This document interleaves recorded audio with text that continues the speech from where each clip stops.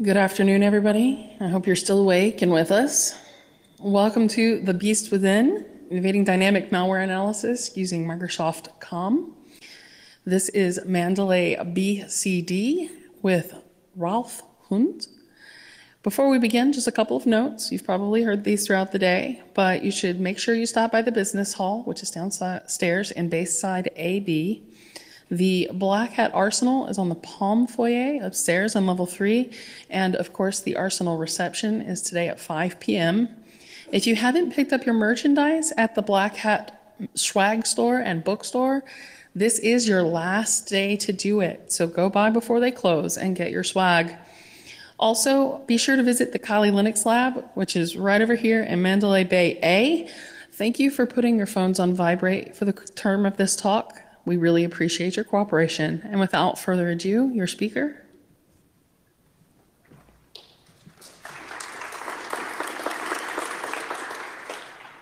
Okay, so thank you for the introduction and welcome to my talk, The Beast Within, Evading Dynamic Malware Analysis using Microsoft COM. My name is Ralph Hund. I'm one of the co-founders of the Germany-based company VMware.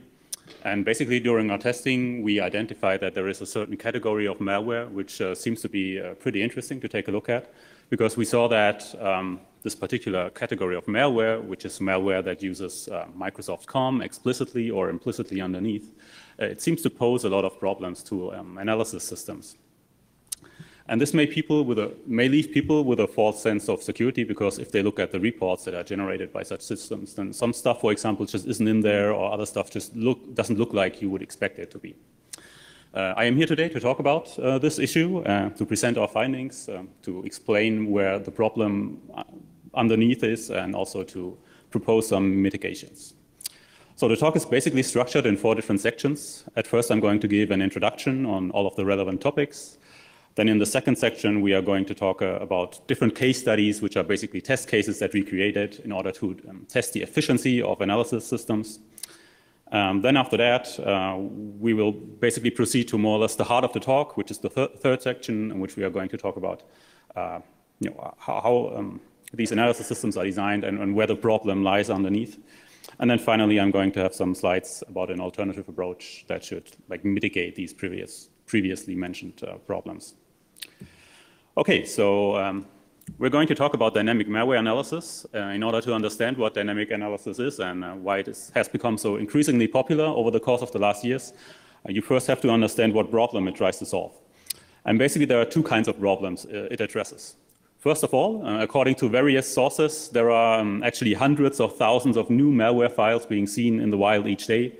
Of course, that does not mean that there are actually hundreds of thousands of new malware families being seen in the wild. In fact, there is a lot of polymorphic malware that just re-encrypts itself every time it spreads using a new encryption key.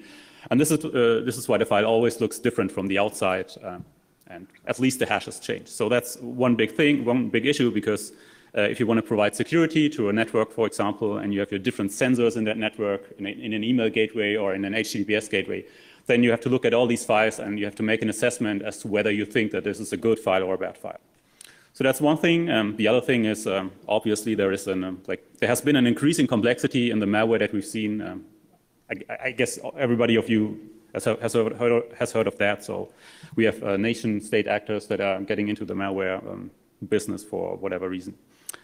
So things are getting more complex. So this means that traditional signature-based approaches, they have their shortcoming, because oftentimes they assume that they can only detect something which somebody has taken a look at previously. And if you have so much malware and so complex malware, usually that's just not the case. Basically, you have 2 routes left which you can go then. First of all, you can do static analysis. This means that you're analyzing a sample file without actually executing it. This is not what the talk is about. We are going to talk about the second route, which is dynamic malware analysis. And dynamic malware analysis means that you are executing a file, you are monitoring its behavior, and from that you draw your conclusions about what this file is all about.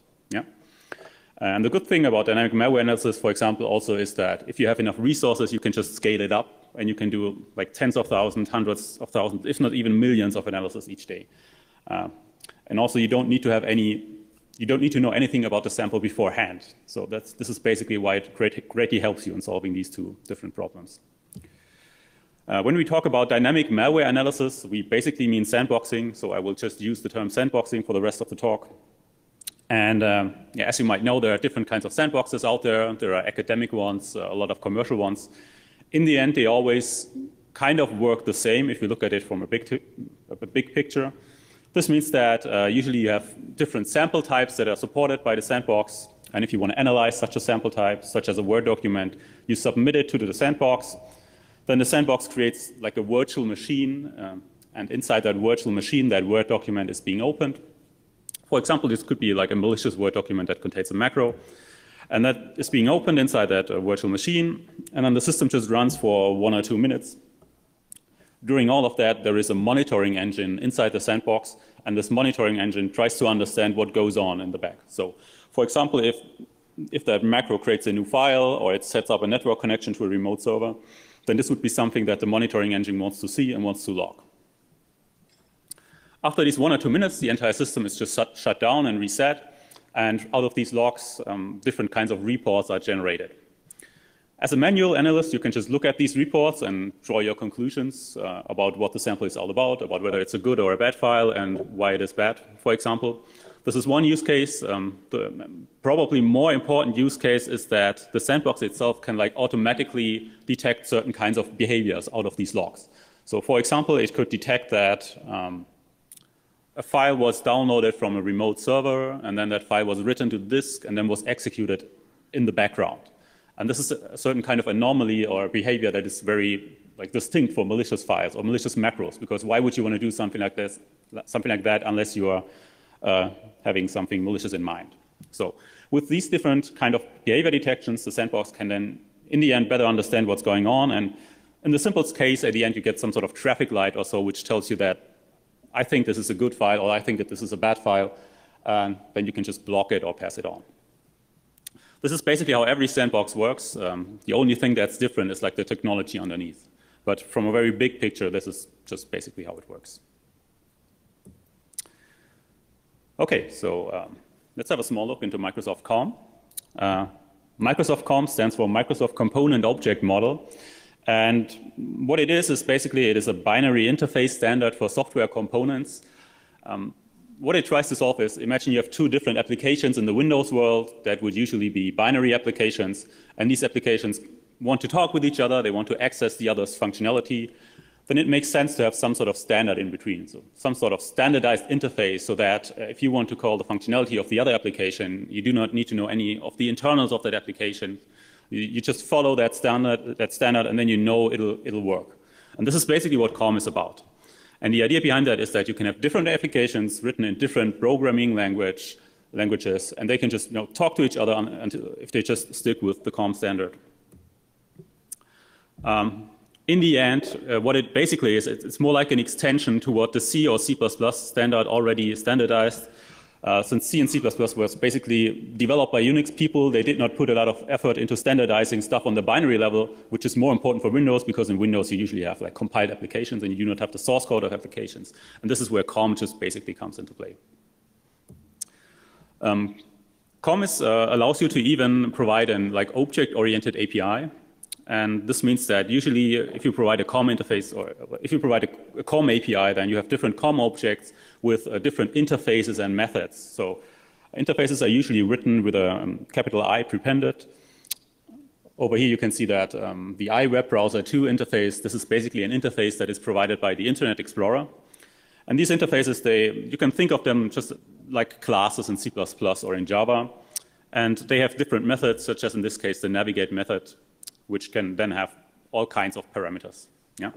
Interface names and methods are typically separated using these 2 colons. Microsoft COM is actually a very old technology. So I think Microsoft started developing it back in the late 80s when Windows 2.0 was like the current operating system. Nevertheless, it is still used as the foundation of many current technologies in Windows. So DirectX, for example, makes heavy use of COM. Windows Scripting Host, which is the execution engine in Windows that executes JavaScript or Visual Basic script files or Visual Basic for applications. The runtime of that makes heavy use of COM underneath. Such does Microsoft Office, because if you execute a macro, that is being executed inside that Windows scripting host. So there is a lot of COM fanciness going on underneath. And basically the same also goes for the runtimes of PowerShell and .NET. So why is that interesting, especially for malware? Very recently, we've seen these different ransomware waves.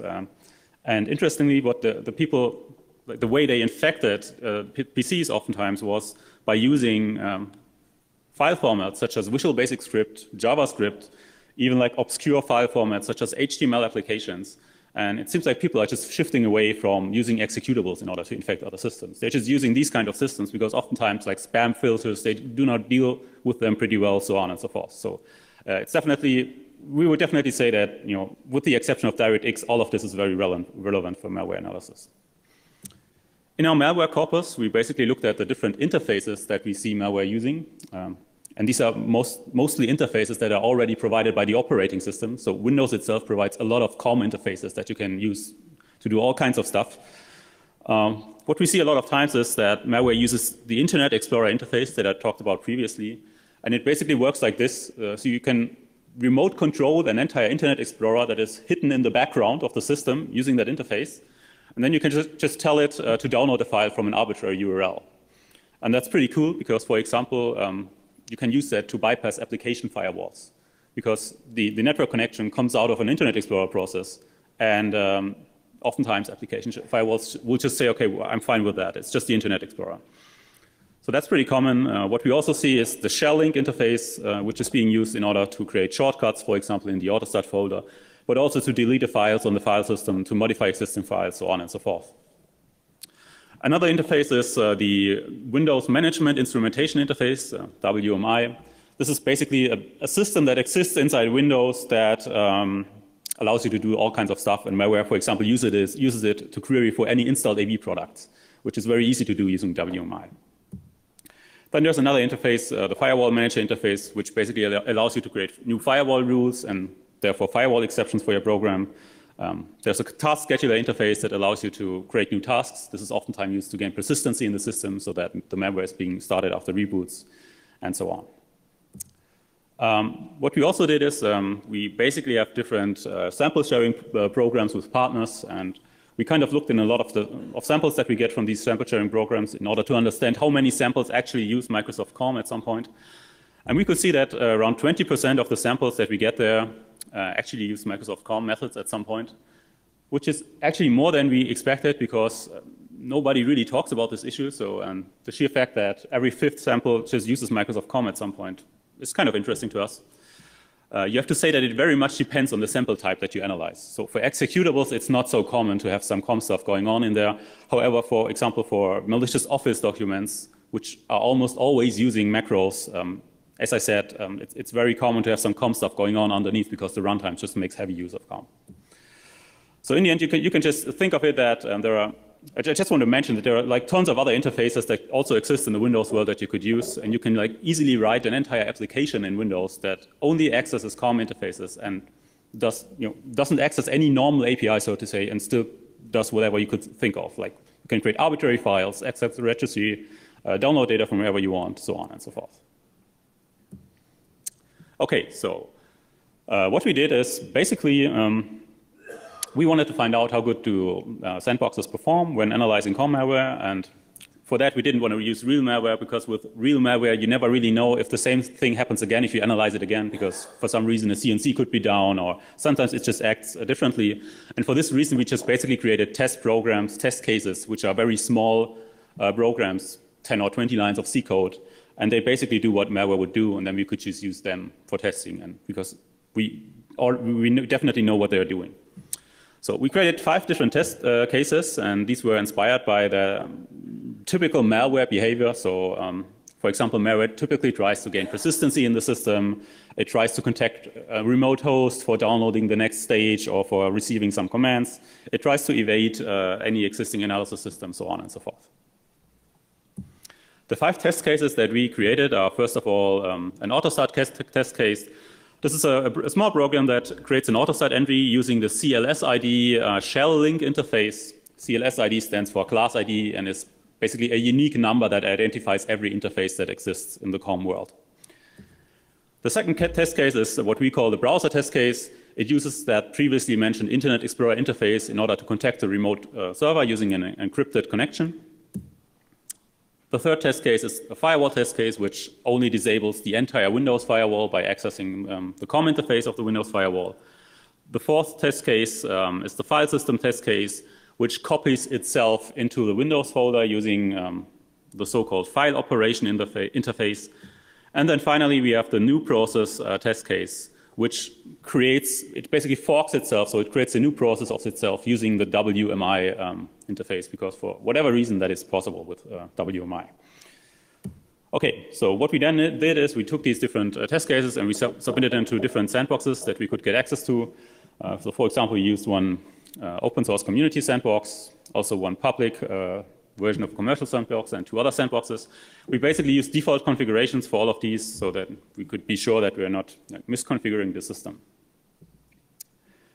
Okay, so let's just have a small look at the detection results. First, you could see that the first sandbox, which was the open source sandbox, doesn't perform too well. So if you take a look at the reports that are generated, you're not going to see anything of what the test cases actually do. Although we could still see in the screenshots that the test cases were executing correctly. So they were exhibiting their behavior, but it was just not part of the logs. At this point, we don't really know why that was the case. There seems to be an issue underneath, and we didn't have the time to look into it, but we just have to accept that. So it definitely doesn't perform too well in here, obviously. So for the other sandboxes, let's just go from the left to the right. In case of the AutoStart test case, all of the sandboxes detected that, and they had that in their logs, and everything is just all fine. In case of the browser test case, it was kind of like that, and by kind of I mean that you could see inside the reports that a remote host was contacted and that there was probably an HTTPS connection, but what you couldn't see, for example, is the URL that was being accessed. You also couldn't see the data that was being transferred, and oftentimes you want to have that data inside your reports because it helps you in creating whitelists, blacklists, and so on. So nevertheless, it's still okay. So at least you could see that a network connection was being made. We assume that this is probably due to the case that they're just parsing the network dumps at the end. And this was an encrypted connection, and because of that, you can't find out the URL because it's encrypted data.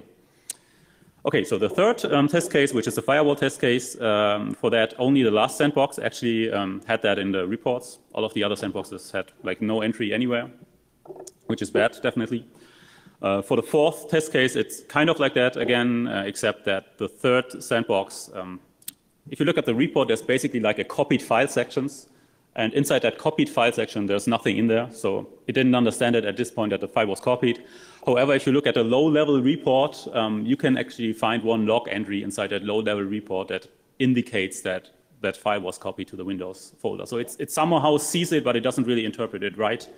Yeah, I mean, you would assume that if you're analyzing an unknown piece of malware, then you're not going to look into that low-level log because it just contains hundreds or thousands of lines of code, and the probability that you will find that one single line of code that is relevant is really low. So it's more of an X than a check mark at this point. And then finally, we have the new process test case, and again, only the last sandbox detected that, so to say. The other sandboxes didn't realize that there was actually a new process being created. And at this point, you have to understand that this is kind of like a worst-case scenario, because with sandboxing, what you do is you never monitor all of the processes in the system. You start by monitoring the first process, for example, Word, and then if that process creates a new process, you also monitor that process, or if that process injects into another process, you also monitor that process. And that's how it works. This also means that if you don't understand that a new process is being created by your monitored process, then you're not going to monitor it, and everything that happens in there is not part of the logs anymore, right? So you can do whatever you want.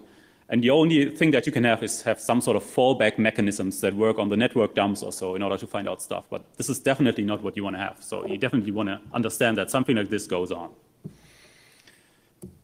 Okay, so if you just take a look at it again, how could we interpret the results? It looks like the last sandbox is the best one. It didn't get evaded. So it only had like small problems with the second test case. And you could say that, well, that's the best sandbox. The other ones, they just have implementation flaws, and somebody has to go there and fix them. But it turns out that it's not quite like that. And that's for the following reason. Noise. If you look into the reports of these sandboxes, you will see a surprising amount of noise. And by noise, I mean behavior that is in there, but that's not actually part of the test cases. So as I said, the test cases are pretty small programs. And if there's something in there in the reports which is not part of these 10 or 20 lines of code, then that's basically noise. For example, with Sandbox 2, you could see that there are a lot of wrong IOCs in the reports. IOC means indicator of compromise, and these are basically host names or files that were accessed during the analysis by the sample. And then there's stuff in there such as like Microsoft.com, but also other IPs and other host names which are just not, we just never access them in the test cases. So that's not good because it increases your false positive rate, and it also makes you draw wrong conclusions. For Sandbox number 3, it was a bit worse. Actually, the behavior detections that it has actually detect stuff such as anti-reverse engineering, which is interesting because we do not have any anti-reverse engineering inside our test cases. So why is it part of the logs? It also detects stuff such as suspicious imports, and these are imports which we do not import. They also have nothing to do with COM, they're just there. And yeah, it's kind of, the question arises, where does that come from? And then finally, if you take a look at the last sandbox, which performed by far the best, it basically contains of a report, it basically has a report which contains of 136 events. An event is something like a file was accessed, a process was accessed, but also a certain behavior that was detected. And if you just go through that and you try to extract these events that are actually related to what the test cases do, and even if you're not strict in doing so, you will come up with a number such as 32. And this means like almost 80% of these events are noise. It's just stuff that's in there, but that's not really part of the test cases. You know, files that were accessed, which are not part of the test cases, hosts that were accessed, which are not part of the test cases, so on and so forth. It also has detects behavior such as a TCP port was opened, code was injected into another process. Again, none of that is part of the test cases. Also detects that the Explorer process was tampered. This basically means that malware sometimes does that in order to do whatever, for whatever reasons, but we just do not do that in the test cases. So it seems like the better the sandboxes perform, so to say, the more noise they have inside the reports.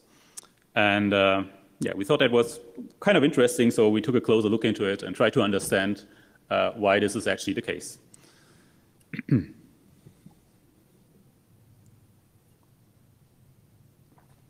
So in order to understand where that effect comes from, you basically have to understand how sandboxing works in the inside. So let's just have a small excursion on the different approaches that you can take in order to create a sandbox. The core of each sandbox is basically that monitoring engine that I talked about previously. And when it comes to that monitoring engine, there are basically 3 approaches that you can take. First of all, what you can do is you can do hooking. Hooking means that you install hooks at various locations inside the system that you analyze. Usually that means overwriting code of the operating system, but you could also overwrite certain data pointers. And the idea behind that is you just, for example, you overwrite code so that every time an interesting operating system function is called, such as the function that is used to create a file, that hook is triggered, and then that hook detours into your monitoring engine, and then your sandbox understands that that file was created, and then you can just log that, put that into your logs. Yeah, and then after that, it'll just jump back into the actual code, and everything just looks at it as if it was just, as if nothing of that happened, so it's transparent. The advantage of that is that it's quite fast because you can analyze the program on real hardware using virtualized system with hardware virtualization on. That's the advantage. The disadvantage is that it can be detected because malware can detect that these kind of hooks exist inside the system. Then the second approach is the emulation approach.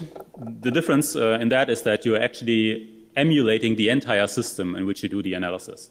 And this includes every hardware device, so including the main CPU of the system. Yeah?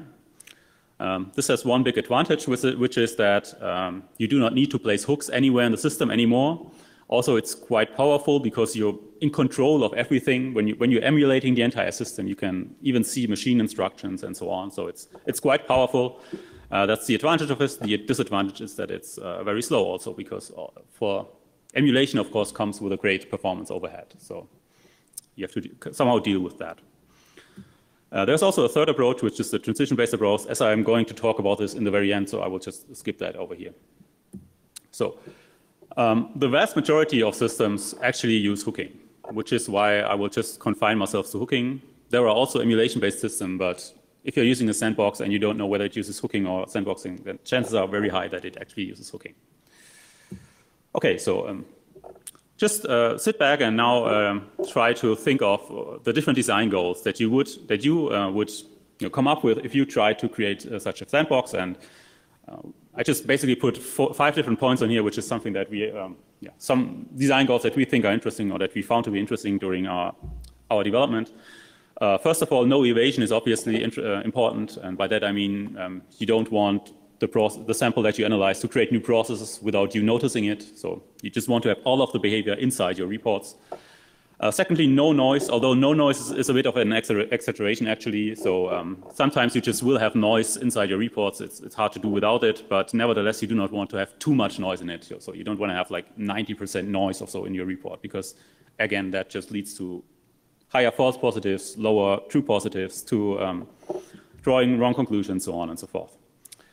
Third point is stealthiness. You don't want to leave a big footprint in the system, because then it's easier to detect you. Stability is obviously an issue, as with every software. In terms of hooking, that oftentimes means that if you're using code overriding in hooking, then so for technical reasons, sometimes it just doesn't work in rare cases. And if in this case the hook is being triggered, like the entire system can crash, and that's bad because then you don't have any analysis anymore. Finally, performance is also important, and by that I mean that you don't want to slow down the system so much so that in the end you're not going to see the relevant stuff anymore within the short time frame that you have. Okay, so I'll just go ahead and say that goals 3, 4, and 5 can only be achieved by limiting the amount of hooks, and that's for the following reason. If you have too many hooks, then you're not going to be stealthy anymore. It'll be easier to detect you. You will also probably run into stability issues if you have too many hooks, because the more hooks you have, the higher the chances that something goes wrong and the system crashes. And finally, performance also, because the more hooks you have, the more detours are being taken during the execution, and every detour imposes some sort of performance overhead. And if you have too much of that, then you will run into problems. Okay, so yeah, let's think about one of the main challenges that you will have when that still remains open right now. And this is actually, where do you place your hooks inside the system? Yeah? This is like the main decision that you need, that you will make. And it turns out, like, the more you think about it at this point, that there is not too much room for decision making. And this is for the following reason. So imagine that you're analyzing a malware, and that malware wants to create a new process. This is definitely something that you want to detect. So in order to create a new process, you can call multiple or various different functions inside Windows. You can call officially documented functions, such as create process, for example. There exist different types of that. There also exist a lot of other functions inside Windows, most of them for backwards compatibility. Others exist for rare corner cases. This is not a full list of the different functions that you can actually use to create a new process. There are many more. It's just to show you the problem. So if you want to place hooks and you want to understand that a new process is being created, for example, you could hook all of these different functions, but then you would have to have a lot of hooks. What is also the case is that instead of these official API functions that exist inside Windows DLLs, you also have internal functions. For example, create process functions usually map to one function called create process internal. This exists inside kernel 32. And it is an internal function. It's not documented officially by Microsoft, but you can still call it if you want to, right? Normally, you would never do that because it breaks compatibility with future versions of Windows, and it's a very bad programming style to do that. But if you're malware, you do not care about conventions, and so why not just call it directly? Because if somebody only hooked the other functions, then he just got evaded, right? So we actually see that happening a lot of times. A lot of malware just calls these internal functions directly. What they even also do, and which is more problematic, is that sometimes they actually do not call these functions directly, but they will call like the second or third instruction inside these functions. And that can actually lead to quite some problems, because if you place your hooks in the first instruction and the malware just jumps over it, then either you get evaded or the system just crashes because it just jumps inside your hooked instruction. So this is also an issue that you have to deal with. What you see here is basically what I just call during the presentation, I just call this the first layer of Windows API functions. This is where all of the officially documented Windows API functions are. Yeah. After that, there is also a second layer of API functions, which is the Ntdl Layer. This is one DLL file that exists in every Windows process, and it's basically a very condensed API, so it's much smaller than the first layer API, and a lot of the functions in the first layer, they oftentimes map to like the second function to reduce code duplication, or they just call some other functions on the second layer. And in case of creating a process, there is a function called ntcreateProcess or RTL create process, whatever the name is, and that is being called at some point. But of course, what you can do as a malware, you can just call these functions directly, and this means you also want to hook these functions, because otherwise, again, you got evaded. And then finally, inside Ntdl, a syscall is done inside the kernel, and then the kernel actually handles that create process request. But what you can do also as well is you can just do that system call directly inside the kernel. And then you just jump over the entire user mode thing. So I hope the idea of all of that got clear. The thing is just simply, there are so many different ways with which you can create a process that it's really hard to put a hook in all of these functions, right? And the same problem exists for a lot of other situations. For example, if you want to create a file, there are also tons of functions with which you can create a file, so on and so forth.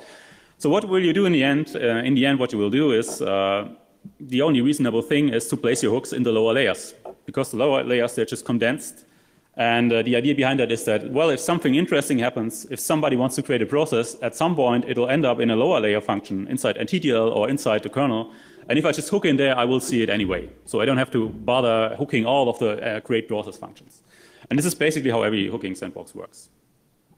What you will do oftentimes is you will like hook certain, you will rarely hook stuff in the first layer when you think that's interesting, but that's really the exception. Most of the time, you just rely on hooking on the lower layers. Okay, so yeah, another challenge that you have to deal with is you have to handle noise somehow. I talked about that quite a bit, but just one slide in order to explain where this actual problem comes from. So imagine that you hook inside a malware program that does something. So usually that malware will just call first layer functions. Some of them will map to second layer functions, and some of these second layer functions are hooked because they're interesting. And then the sandbox just understands that something happens and logs that. So this is usually what you would expect, and usually what's also going on. But what also goes on, for example, is that sometimes if certain OS libraries are being started or being used in the system, such as WinSock, which is responsible for all network stuff in Windows, then these OS libraries, they will create own threads inside that process. And these threads, they just run in the same process, and they also do stuff. They also just call functions, on the first layer, on the second layer. And due to the way that hooking works, basically, you will also see all of that, because you're hooking inside the entire process, and you will also see all of that. But however, this behavior is not really part of the of the sample itself, right? Because it's indirectly related to it, but it doesn't reveal anything that's actually directly done by the sample. And this is actually the reason, in the end, why you have all of that noise. So basically, you have just a lot of stuff that goes on inside that processes that you monitor. And in the end, you have to filter out whether that call that you see, whether this is actually related to that sample or not. In case of these OS internal threats, you could handle that, probably somehow. But just imagine that you hook inside a process such as Internet Explorer or Microsoft Word. These are just super complex applications where a lot of stuff goes on, and you have to filter out what's relevant to you or not. So you have to understand whether this call comes from the macro that's being executed, or whether it comes from the GUI or not. And that's really hard to solve. And this is basically why you have that kind of noise inside the report. So thirdly, the last challenge that remains, I just wanted to have one slide on this, is basically sometimes if you're monitoring in the back of the system inside Ntdl, then certain functions will not be seen, because some of them are already dealt with at the first layer. Simple functions such as get the current date, they do not map to second layer functions. And if you don't monitor or hook them directly, if they are called, you will just not see that. And sometimes this could be interesting because, for example, the malware could only run on February 2nd or so, and sometimes it's just good to have that kind of information. So you have to make a decision as to whether you want to monitor that function too or not. Interestingly, also the exact opposite problem exists, and that's for the reason that these different layers, they work at different levels. So the first layer is basically a high-level layer, so to say, and the Ntdl is more a low-level layer. Imagine that the malware calls a function that just downloads a file from a URL, right? So these functions exist in Windows. Downloading a file involves a lot of subtasks. It means that you have to resolve the host name, you have to set up a network connection to that host, you have to send you a query to that host, you have to read all of the return data from the network, then you have to create a file locally, and then you have to write all of that data to that file. And that's quite a lot of stuff. And the thing is, due to the way it works, in the lower layer, you will only see these subtasks. So you will only see that a host name is resolved. You will only see that a lot of write files are being done, or a lot of receives are being done. And it's kind of hard oftentimes to understand what is going on the big picture. Because obviously it's a more valuable information to know that a file was downloaded other than there were thousands of calls to write file, right? So yeah, sometimes again, you have that what I call the avalanche effect, and you have to understand how you want to deal with all of that. Okay. So what does all of that have to do with COM? So first of all, you have to understand that due to the way that COM works, it is basically an additional API layer that's being introduced into the system. So COM interfaces, they usually work on a higher layer than the first API layer. That's just the way that COM was designed. So you can just think of it very simply that there is this other layer of stuff that exists inside the processes. And if malware uses it, this will just make all of the aforementioned problems worse. Because first of all, you will have to filter out even more noise that is being generated due to that higher level of COM interfaces. Secondly, you will have even more calls that go unnoticed on the first layer because they're just handled inside the COM implementations already. And thirdly, that avalanche effect that I talked about is even worse because you will just have more of these functions being, more of these subtask functions, so to say, that are being generated. So that's already pretty bad, and basically explains a lot of the stuff that I talked about previously. But this is actually not the biggest problem. The bigger problem is like the second issue, which is COM support stuff such as RPCs. RPC stands for Remote Procedure Call, and it means that if you call a method inside your process, it doesn't mean that this method is actually executed in your process. You can actually let it be executed in a completely different process inside the operating system. Yeah? And this basically works the following way. So just imagine that you analyze a malware that wants to create a new process using that WMI interface that I mentioned previously.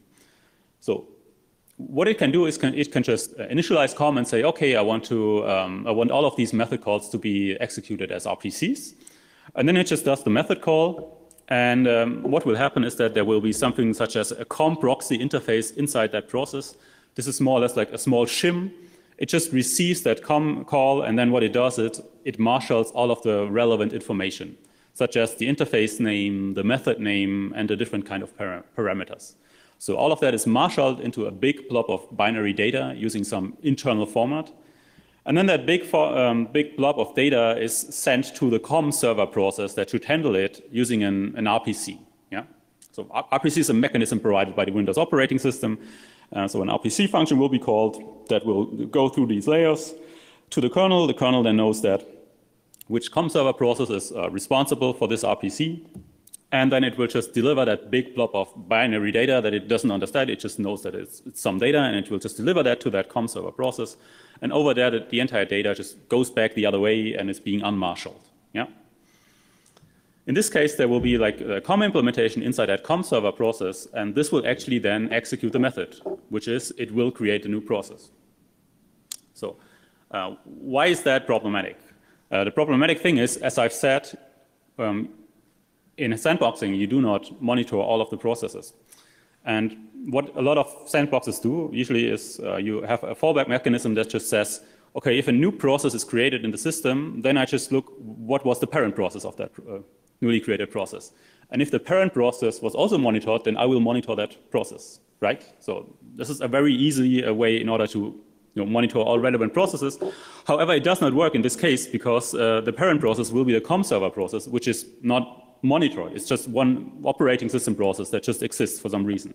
And this is actually the reason why all of the other sandboxes, except the fourth one, got evaded at this point, because that new process is being created out of a COM server process, and if you don't understand that this is going on, you just got evaded.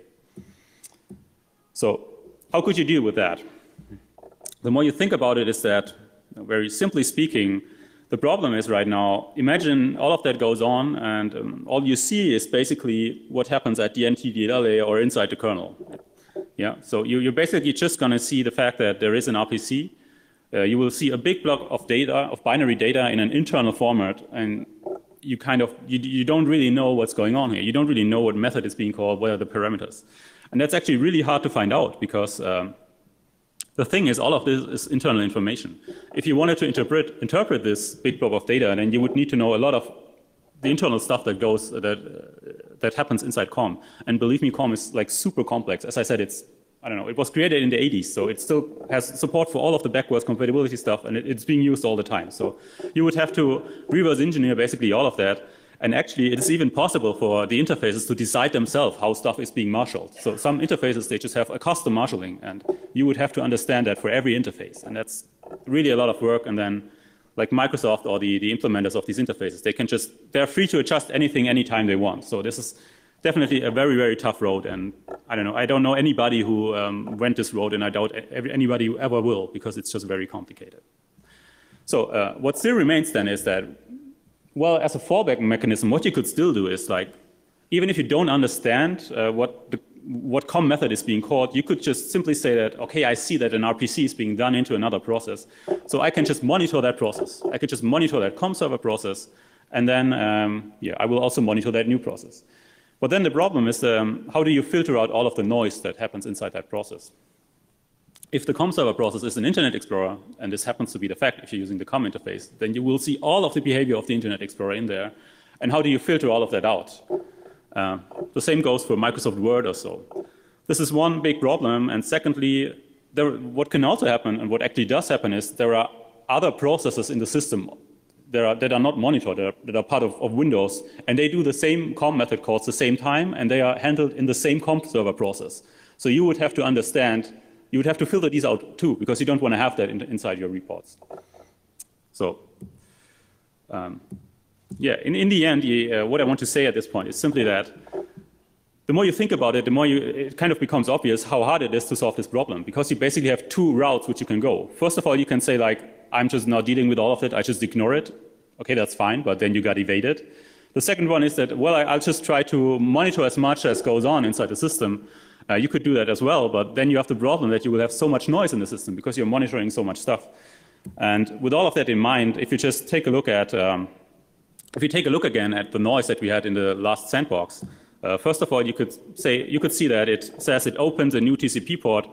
Actually, this is not something that's done by the test cases. However, this is something that happens inside the Internet Explorer COM process at some point, simply because for internal reasons, it just opens a TCP port. And it seems like the sandbox detects this, and as I said, it's hard to understand that this is actually not part of the samples. Secondly, code injection. Again, that was detected, but not done by the test cases. However, the COM runtime does RPCs, and doing RPCs can be used for code injection in some points. So some malware uses that, but this is not what is actually going on here. And it seems like the sandbox just misinterpreted that as RPCs. So, and again, it's really hard to find out whether this is a real code injection or not. And basically the same in the end goes for the Tempest Explorer noise that was found. And in that case, it's just that fourth test case that copies itself to the Windows folder. What it does is it does an RPC, and this RPC is executed in a Windows Explorer process. And it seems like this made the sandbox believe that actually the test cases, they tamper with the Explorer at this point. But again, that's just not really right. So yeah, the thing right now is when you think about it and think about where the problem lies, then one solution that might help you a lot with fixing all of these problems, or fixing them even by design, would be that instead of seeing or of monitoring the samples in the back in these lower layers, if you would understand what happens in the first layer, so if you would understand which COM method was being called in the very front, then you wouldn't have these kind of problems. So what you could do is, for this case, you could use emulation, but in our case, for various reasons, we just experimented with other stuff, and what we came up with was another approach in order how we could do that. So, and this is basically what we call intermodular transition monitoring, and I'll try to explain how it works on this slides. And basically, the idea behind that is that you just monitor the execution of something without using hooks, only by making use of how the MMU works. Yeah? So you're modifying the MMU data structures, and by that you understand what happens inside the process that you monitor. And that's pretty cool because it's totally transparent, and it even works out of a hypervisor. So the idea that is now is the following. So imagine that you have a process that you want to analyze. What you do is you split that process in two different memory sets. First of all, you have one set which is executable, and all of the malware code is being put into that set, so it's marked as executable. This means that the instruction pointer can just execute code in there. And then all of the other memory is then being marked as non-executable, right? And that means that if you start the program, the malware, then at some point it will call some COM interface or some other API. This will mean that the instruction pointer jumps into the non-executable region, and then this generates an exception in the system, because this is a non-executable region. An exception is generated, and then your monitoring engine can come into play. It can understand that, and it can actually read out all of the relevant data. So it can read out what interface was called, what method was called, and what are the parameters. The thing is, right now, all of this happens at the standardized COM layer. So this is completely different to reading out that data back in the RPC in Ntdl Layer, because all of this happens at the layer which is standardized by Microsoft. So if you go through the official standard, you know where you have to read out the interface names, the method names, and the parameters. So after that, what you then do is, and that's the trick now, you just switch both sets. What's been executable before is now non-executable, and what's been non-executable is now executable. And then you just let the system run. You don't care about what happens then. It's just some OS internal stuff will happen, and at some point, the instruction pointer goes back when data is being returned, and then you just do the same thing all over again. Yeah? So you just constantly switch between these two sets, and by doing that, you understand what happens like in the front of the system. You will see every first layer API call, every COM interface call, and you don't even bother about what happens after that, right? Challenges that still remain for us at this point, just to give you some idea, was that you still need to pass a lot of information. So you still need to pass out the like method names and so on and so forth. And that's quite complex because there exist a lot of different parameter types and so on. And nevertheless, it's like a finite list, and you can just go through it. And as I said, it's standardized. Then there's stuff such as dynamic binding of COM interfaces. I would just skip over that because it's very technical. It basically means there are different ways in which you can call a method. So you just have to be aware of all of the different kinds. Sometimes you also have to understand what each COM method does. So you have to understand that a function is being called that creates a new process using WMI, for example, because then you want to monitor that new function. So you have to have some sort of a semantic understanding, and therefore you have to go through all the existing COM interfaces. That's quite a lot of work, but it's doable in the end. So you just have to go through it once, and once you've done it, it'll just work in every case. Okay, so to summarize, this basically fixes all of the aforementioned problems, because if you see what happens like in the front, actually, if you're analyzing an executable, for example, you won't have any noise anymore by design, because you will only see what the malware itself does. You're not going to see what any other threats do, because they will be inside the OS library. So there will be no noise. Yeah? If you're analyzing script files, you will basically analyze the runtimes of these script files, and then you have some noise, but it's way less than with lower layer hooking. You will also not miss any first layer calls by design, because you're just seeing everything that happens on the first layer. You're not going to have that avalanche effect anymore for the same reason, because you just see everything at the first layer, so there's no avalanche effect anymore. And finally, there's no need for special handling of RPCs anymore. You just do not have to deal with it anymore. You just don't care about the implementation of anything, and it'll just work. So. Yeah, so that being said, that's basically all I had to say, and yeah, I would like to thank you for your attention.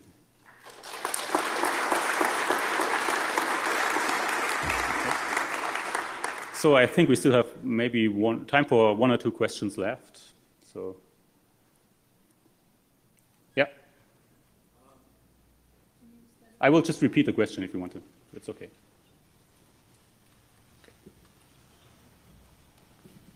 So the Intel MMU thing, does it work if you have two threads that do things concurrently? So you have one thread that's executing in malware and one thread that's executing in Windows DLL? Does it work? It doesn't work because the MMU is per CPU, and if they are in parallel, we will have two different sets, and this is why it works. So. Okay, Thanks. Yeah. I want to say one more thing. Yeah. The open source sandbox does work with the process following. Thank you. Okay. I haven't understood the last thing, but okay. It's fine. Okay. Okay. So if there are no questions left, if you still have anything you want to discuss, you can just come to me. I will just be outside of the room. And yeah, again, thank you for your attention.